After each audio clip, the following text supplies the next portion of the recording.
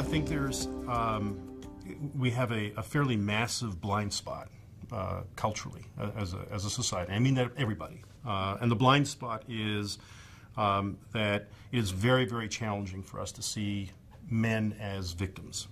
Victims of anything, really, but especially victims of sexual violence.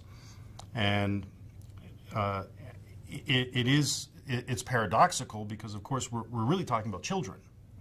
And I don't think people would find it hard to imagine children, even if they're boys, as being vulnerable, as being potentially victims of sexual assault and sexual abuse.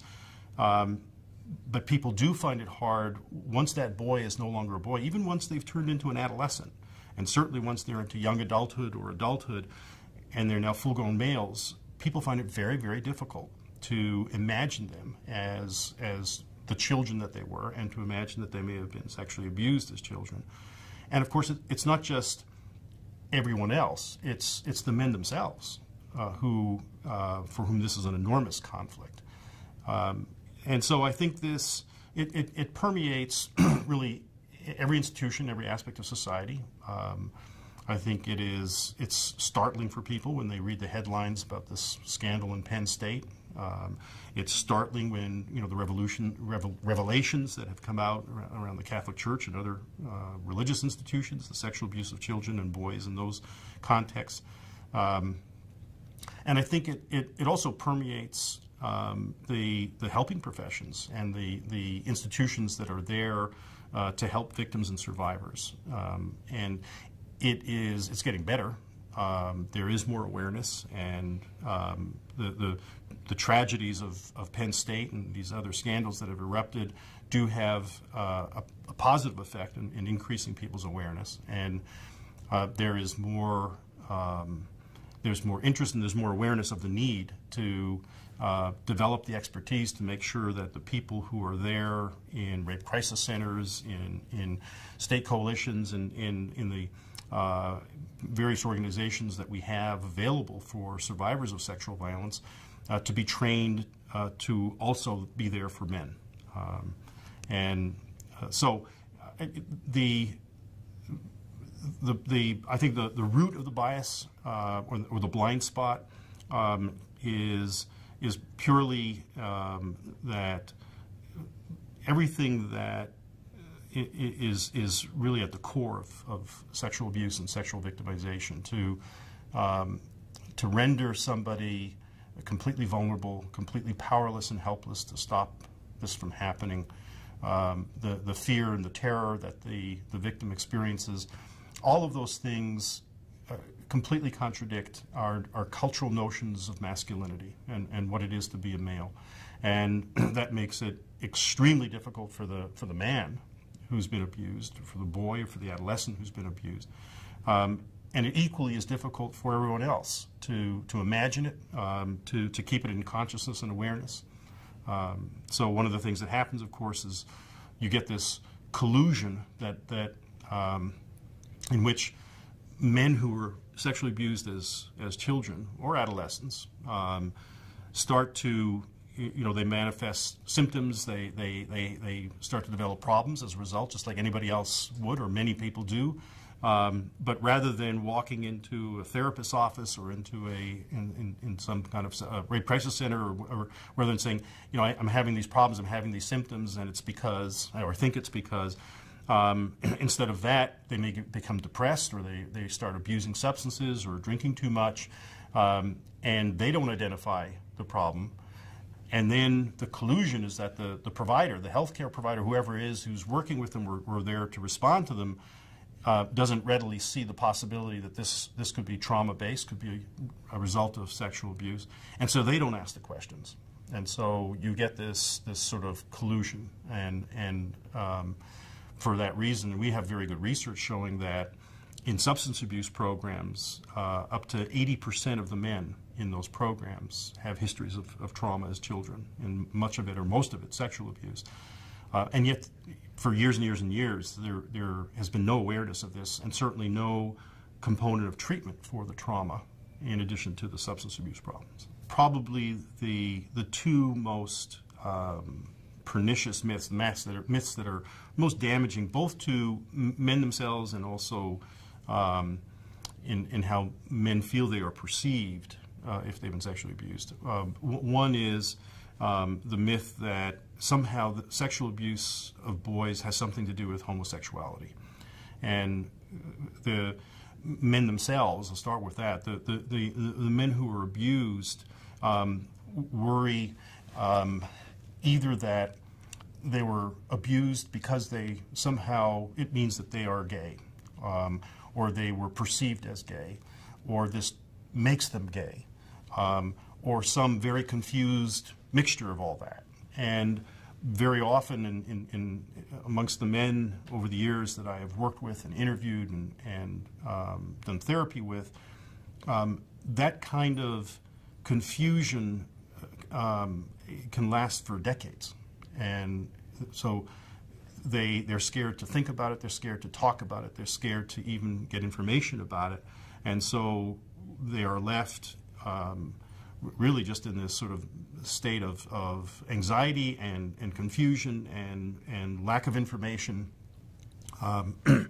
And so that's on one side of the ledger, is their confusion about this. On the other side of the ledger, there's quite widespread belief that somehow, if you're talking about sexual abuse of boys, we know that the majority of that abuse is perpetrated by males. And so a lot of people then think, well, somehow that is a homosexual act, that somebody there must have been a homosexual, or there was the perpetrator or the victim or both. And actually we know that the truth is that in the vast majority of cases, it has nothing to do with homosexuality, and that the perpetrator is heterosexual, and of course the child is just a child.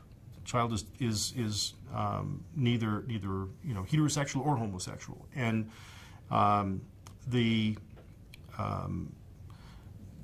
but the myth is still so strong that it's one of the things. It's probably one of the most powerful things that keeps men silent. Is this idea that if they come forward and acknowledge that they were sexually abused, that people will look at them now as though, or wonder, is he gay? And that's something that I think we just need to be very, very proactive about, just getting information out there, that this has nothing to do with sexual orientation. These are children who are vulnerable, who were preyed on because they were vulnerable, because they were children.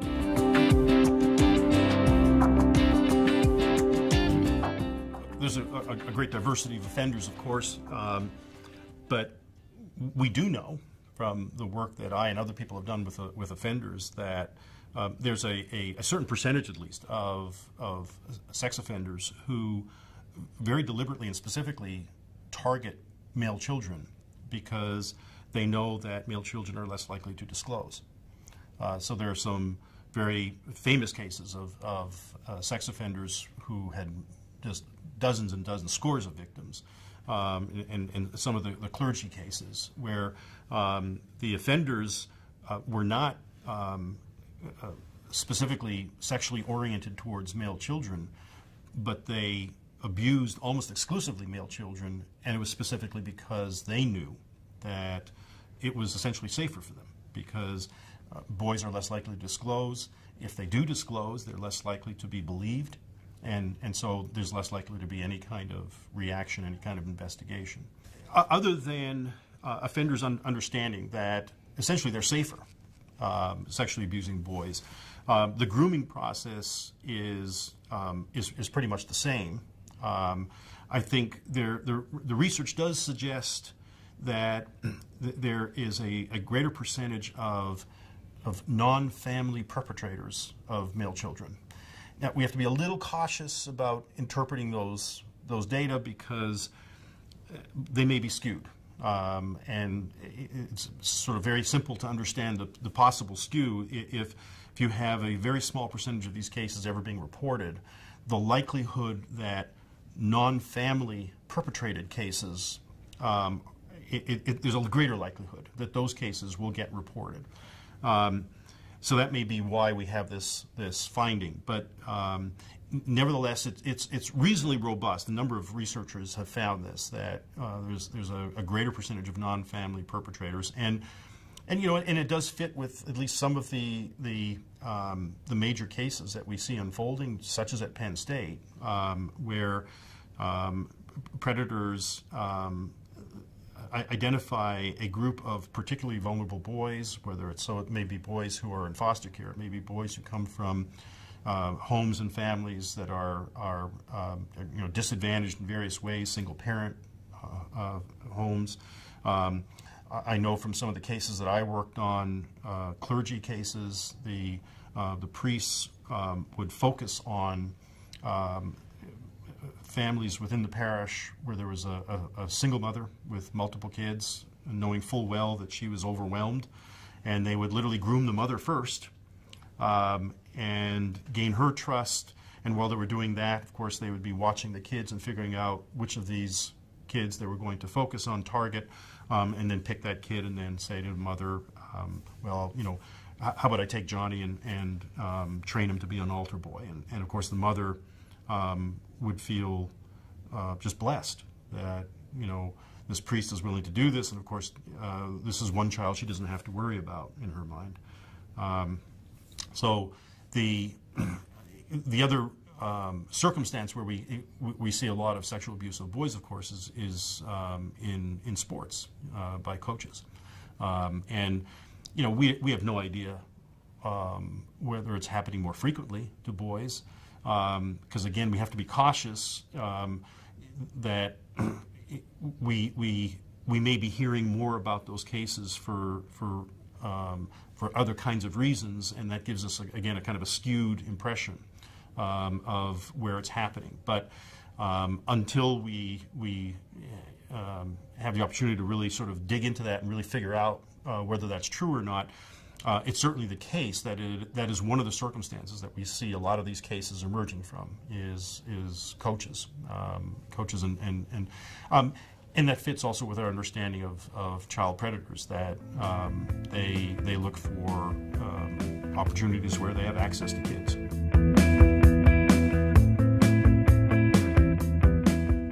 Well, I think the empowerment model is crucial, certainly for all survivors, but there's obviously for male survivors, almost invariably they have spent years in hiding, essentially. Hiding from themselves, and certainly hiding from everyone. And to step out of that secrecy and that covert existence, and to feel that you can speak about what happened, to feel empowered to do so is just an enormous experience, an enormous step for men. And I've witnessed remarkable moments of this, of men, sometimes in individual therapy, but oftentimes in groups, sitting down in a room for the first time and seeing other male survivors and realizing that it's not just them. And so that's an extraordinarily important and powerful part of recovery for any male survivor. And very much so because almost invariably what they have internalized for years is a sense of their own inferiority, that either they were inferior, therefore they were targeted. So by inferior I mean they were weak and vulnerable, and to them that means that they're inferior, or because they were abused, because they felt terror, they felt powerless, they felt helpless, that makes them weak and inferior. And so they have spent oftentimes years and years, sometimes decades, feeling inferior to other men, and just globally inferior to other people. And the process of overcoming that and feeling a sense of your own strength is a crucial part of their recovery.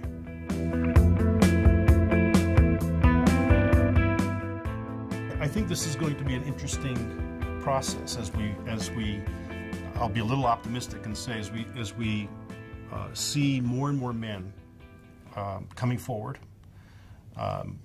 going public, sort of about what happened to them, and also seeking services. It's going to be very interesting to see how a field of resources and advocacy and so forth that has really grown up in order to provide help and services to the vast numbers of women who were sexually abused, and both as children, as adolescents and adults. How is that system going to work for men, and is it going to work? And I believe it can. But I think we're in for some interesting times, and a learning process. So, I think, bottom line, I think we all need to remember that, yes, there are unique issues that men face, and there are unique issues that sort of define the recovery process for men. There are also unique issues involved in reaching out, doing outreach for men and so forth. But we're talking about human beings, and the essential response to trauma, and even the essential response to sexual trauma, is mostly the same for men and women. I could well imagine we'll call it an advanced group for survivors of men and women being in that group and talking amongst themselves and to each other about these issues. And sure, you'd hear the differences, and you'd hear some very important differences, but you'd also hear an enormous amount of similarity. So there's that. So we have a community across this country of a network of resources that has been built up, painstakingly built up, and sometimes painfully built up over decades to provide services for sexual assault survivors and sexual abuse victims. And that's something that, it's a resource that we simply have to use and adapt to allow it to be an effective vehicle for providing services to respond to men as they start to come forward. Now, some of the differences, there's some men who could walk into a rape crisis center or to a women's center right now, and if there was the proper kind of welcoming, if there were posters and ways for men to understand that these are services not just for women, but they're there for all sexual assault survivors or abuse survivors, that there are men who will respond to that. But we also know that there are some men who won't. There are some men for whom this is such an obstacle, it's such a steep obstacle to take that step of coming forward and seeking help, of acknowledging that they need help, that for them also to walk through the door of a building, of an office that they perceive is essentially there for women, that's an obstacle they're never going to overcome. And so one of the other things I think as a community that we're going to have to start thinking about is, are there also, is there a need for designated services for men? And in this regard, is I have a close friend and colleague who, for many years, has been the director of what I believe to be the only freestanding clinic, probably in the world, that serves male survivors of sexual abuse.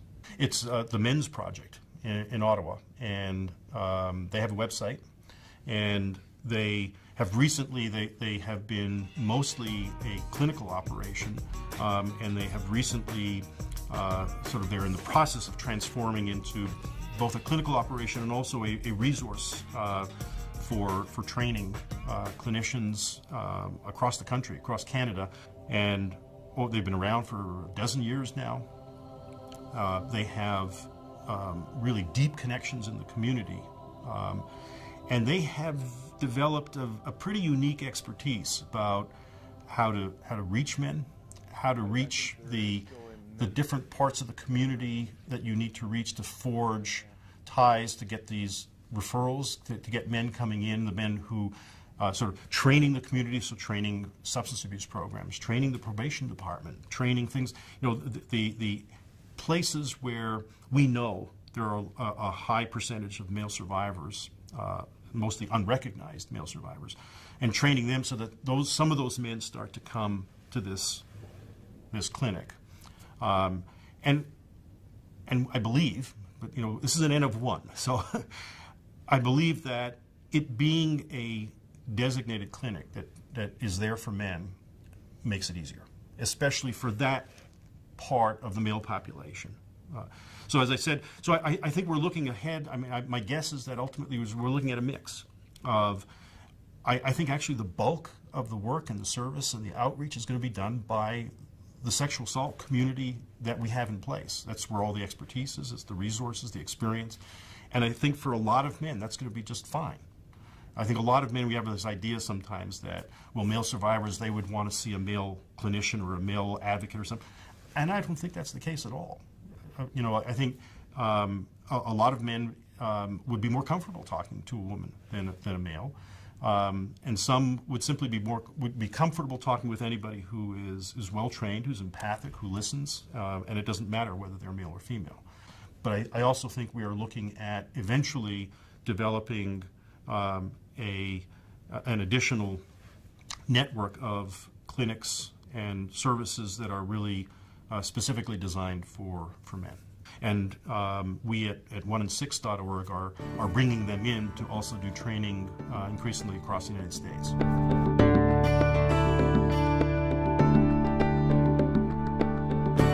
I think group treatment is an ideal modality for male survivors. I think there are many men who probably, at least for some part of their recovery, would probably also benefit from individual work in conjunction with group. But I think I would almost always see it as in conjunction, and there might be exceptions. But again, as I said, the isolation, the sense of inferiority and alienation that so many male survivors feel and experience can only really be healed through sitting in a room with other men and talking to and with other men and hearing other men talk about their lives and their stories. So I think it's an ideal format for this for male survivors, as it is for so many female survivors as well. But I do think that for many men there will be a need at some point for individual work, just simply for the time that they need to deal with the many legacies of the abuse. And in terms of the specific sort of modalities of treatment, I think in my experience, the clinics that use really a sort of a multiplicity of approaches tend to be most flexible. And so there are, the Men's Project has actually a fairly well-defined program of a sequence of groups, of an initial kind of psychoeducation group, and then getting more and more advanced and more intensive. And there are clinics, designated trauma clinics that increasingly have moved toward a sort of a incorporation of many different modes of treatment and facets of treatment, including yoga, meditation, sort of treatments that work on one side of the ledger. In neurobiological terms, these things like yoga and meditation have been shown to be very, very potentially powerful treatments for developing frontal lobe networks that are crucial in the recovery process. And so, whereas I think, certainly 10 years ago, those would have been looked at as sort of, weird. Why would you incorporate yoga and meditation in a treatment for trauma? We now know from very, very solid and sound neuroscience that actually these are very, very powerful treatment modalities and work well in conjunction with the kinds of cognitive behavioral treatments and other forms of treatment, including group work that really serve to they're forms of exposure treatment for the traumatic memories that happen in the context of a very different experience, so that whoever the survivor who is going through the process of exposing themselves to these very painful experiences and painful memories is now doing so in a very, very different environment. And sometimes, that can be with an individual therapist in a very powerful way.